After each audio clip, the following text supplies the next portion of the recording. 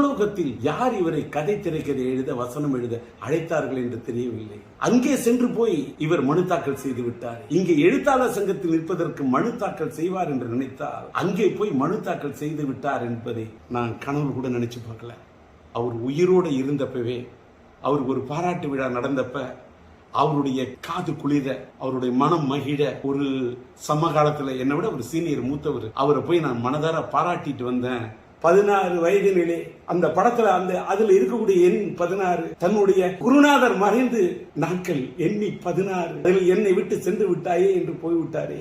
நீ எடுத்த படம் ஒருகை ஓசை, ஏன் இவ்வளவு திடீரென்று நிறைத்து விட்டாய்? நின்று விட்டது உன் குரல் ஓசை. நீ எடுத்த படம் மௌன கீதங்கள், எங்களை பாட வைத்து விட்டு சென்று விட்டாயே, ஏன் சோக கீதங்கள்? நீ எடுத்த படம் தூரல் நின்று போச்சு, எதற்காக இன்றைக்கு உன்னுடைய மூச்சு நின்று போச்சு? நீ எடுத்த படம் முந்தானை முடிச்சு, ஏன் நிறுத்தி கொண்டாய் நீ விடுகின்ற மூச்சு? எங்கே நின்றது உன் பேச்சு?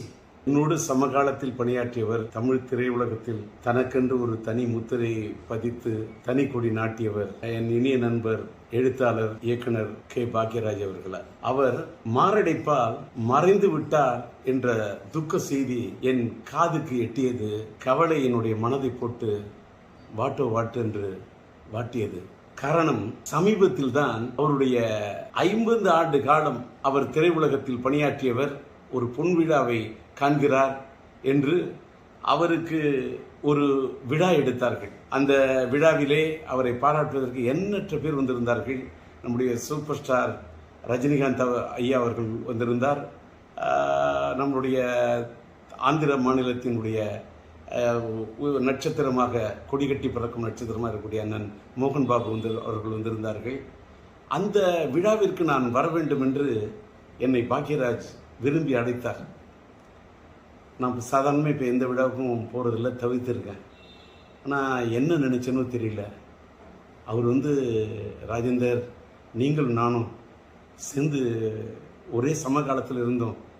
என் காலத்திலே நீங்கள் திரையுலகத்தில் நம்ம 2 பேருமே நம்மளெல்லாம் போட்டின்னு சொல்லுவாங்க, ஆனால் நீங்கள் எனக்கு நல்ல நண்பர். நீங்கள் நானும் சேர்ந்து எந்த படத்துலையுமே பணியாற்றலை, அதனால் நீங்கள் வரணும்னு ரொம்ப நாத்து என்னை கூப்பிட்டார். அவர் அத்தனை முறை என்னை வற்புறுத்தி கூப்பிட்டது என்னோட மனசு ரொம்ப வாட்டினுச்சு. சரின்னு சொல்லிட்டு அந்த விழாவில் போய், சமீபத்தில் தான் அந்த விழா நடந்தது, அந்த விழாவில் போய் மனதார மனசு விட்டு அவரை பாராட்டிட்டு வந்தேன்.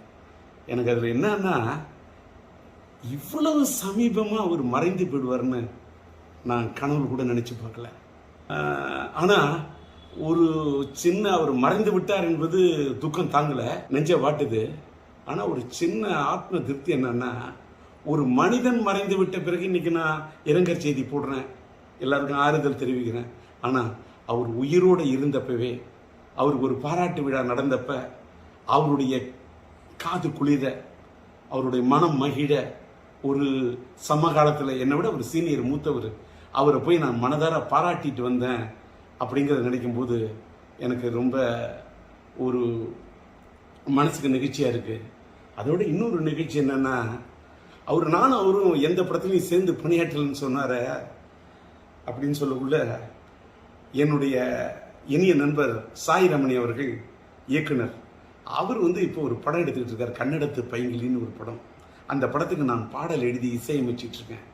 அந்த படத்தில் ஒரு கதாநாயகனுடைய தந்தையார் கதாபாத்திரத்திலையும் தாயார் கதாபாத்திரத்திலையும் நம்முடைய கே. பாக்யராஜ் அவர்களையும் பூர்ணிமா பாக்யராஜ் அவர்களையும் நடிக்க வைக்க இருக்கிறேன் என்று அவர் சொல்லிவிட்டு, டி. ராஜேந்தர் பாடலாசிரியர் எழுதி இசையமைக்கக்கூடிய இந்த படத்தில் அவர்கள் இருவரையும் இணைப்பது என்பது எனக்கு ஒரு பெருமைக்குரிய விஷயம் என்று சாய் ரமணி சொன்னார். அந்த படத்தின் படப்பிடிப்பு நடந்து அந்த படப்பிடிப்பு நிறைவடையக்கூடிய சூழ்நிலையில் இவர் இப்படி ஒரு முடிவுரை எழுதி விடுவார் என்று நான் நினைத்து பார்க்கவில்லை. எல்லாத்துக்கும் மேலே இன்னைக்கு தென்னிந்திய திரைப்பட ரைட்டர்ஸ் அசோசியேஷன், எழுத்தாளர்கள் சங்கத்துடைய தேர்தலுக்காக இன்று காலையில் அவர் மனு தாக்கல் செய்வதற்காக கே. பாக்யராஜ் அவர்கள் தன்னை தயார்படுத்தி கொண்டிருந்திருக்கார். ஆனால் விதி எப்படி விளையாடி இருக்கிறது பாருங்கள். எமலோகத்தில் யார் இவரை கதை திரைக்கதை எழுத வசனம் எழுத அழைத்தார்கள் என்று தெரியவில்லை. அங்கே சென்று போய் இவர் மனு தாக்கல் செய்து விட்டாரே, இங்கே எழுத்தாளர் சங்கத்தில் நிற்பதற்கு மனு தாக்கல் செய்வார் என்று நினைத்தால் அங்கே போய் மனு தாக்கல் செய்து விட்டார் என்பதை எண்ணிய போது மனது தாங்கவில்லை. எல்லாத்துக்கும் மேல 16 வயதிலே படம், மறைந்துவிட்ட இயக்குனர் இமயம் பாரதி ராஜா அவர்களுடைய முத்திரை படைத்த படைப்பு. அந்த படைப்புலே அவரோடு தூணோடு தூணாக நின்று, தோளோடு தோளாக நின்று, அவரோடு ஒத்துழைத்து அவரிடத்தில் ஒருங்கிணைந்து பணியாற்றிய ஒரு அற்புதமான ஒரு துணை இயக்குனராக, இணை இயக்குனராக இருந்த பாக்கியராஜ் அவர்கள். அவருக்கு இணையாக அத்தனை படங்களில் பணியாற்றியவர். கிடைக்க போகிற ரயில் என்றும், புதிய வார்ப்புகள் என்றும், சிகப்பு ரோஜாக்கள் என்றும் அத்தனை படங்களில் அவரோடு உடனிருந்து பணியாற்றியவர். அவர் அந்த இயக்குனர் இமயம் சாய்ந்து மறைந்து, அது 10ஆம் தேதி என்று நினைக்கிறேன், 16 நாட்கள், 16 வயதிலே அவரோடு நட்பை ஏற்படுத்திக் கொண்டு பணியாற்றியவர்.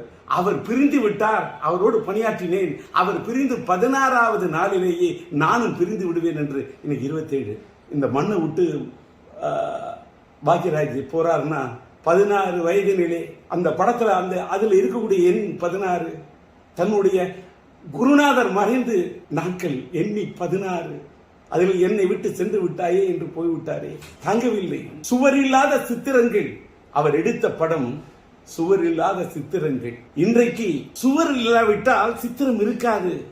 நீ இல்லாவிட்டால் தமிழ் உலகத்தில் எங்கே சித்திரங்கள் இருக்கும்?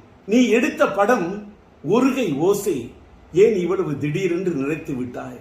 நின்று விட்டது உன் குரல் ஓசை. நீ எடுத்த படம் மௌன கீதங்கள், எங்களை பாட வைத்து விட்டு சென்று விட்டாயே, ஏன் சோக கீதங்கள்? நீ எடுத்த படம் தூரல் நின்று போச்சு, எதற்காக இன்றைக்கு உன்னுடைய மூச்சு நின்று போச்சு? நீ எடுத்த படம் முந்தானை முடிச்சு, ஏன் நிறுத்தி கொண்டாய் நீ விடுகின்ற மூச்சு? எங்கே நின்றது உன் பேச்சு? தாங்கவில்லையே, துக்கம் தாழவில்லையே, எங்கே போய் சொல்வது? அதனால் நீ மறைந்து விட்டாய் என்ற செய்தி கேட்டவுடன் அது ஈட்டி போல் அது என் இதயத்தை தாக்கியது. அதனால் என்னுடைய துக்கத்தை எங்கே போய் சொல்வது? உம்மை இழந்து வாடக்கூடிய உன்னுடைய இல்லத்தாருக்கும் இந்த திரையுலகத்தை சார்ந்தவர்களுக்கும் என்னுடைய ஆறுதலையும் ஆழ்ந்த இரங்கலையும் தெரிவித்துக் கொள்கின்றேன். கலை உலகத்து ரசிக பெருமக்களுக்கு, தென்னிந்திய திரையுலகத்துக்கே, என் இந்திய திரையுலகத்துக்கே நீ பெரிய திரைக்கதை ஆசிரியர். உன் இழப்பு ஈடு செய்ய முடியாத இழப்பாகும்.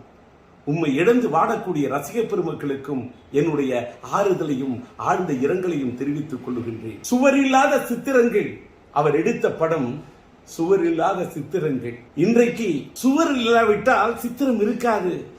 நீ இல்லாவிட்டால் தமிழ் உலகத்தில் எங்கே சித்திரங்கள் இருக்கும்?